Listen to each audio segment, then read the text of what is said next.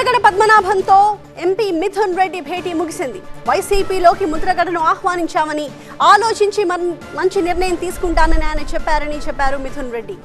అలాగే ముద్రగడ కూడా టీవీ9తో మాట్లాడారు. త్వరలోనే వైసీపీలో చేరతానని చెప్పారు. మంచి సమయం చూసి పార్టీలో చేరతాను, త్వరలో పార్టీలో చేరే తేదీని కూడా ప్రకటిస్తానన్నారు ముద్రగడ.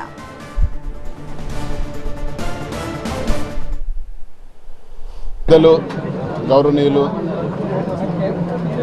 శ్రీ ముద్రగడ పద్మనాభం గారిని ఈరోజు వచ్చి కలిసి వైఎస్ఆర్సీపీ పార్టీలో చేరేందుకు ఆహ్వానించడం జరిగింది.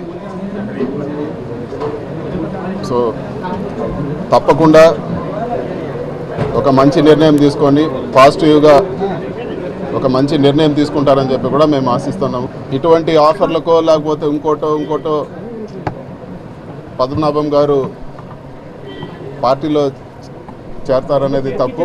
ఖచ్చితంగా ఆయన స్వతహాగా అన్కండిషనల్గా చేరితే తప్పితే ఏ ఆఫర్లకు చేరే వ్యక్తి కాదని చెప్పి కూడా మేము భావిస్తున్నాము. అదేవిధంగా ముఖ్యమంత్రి గారు సమక్షంలో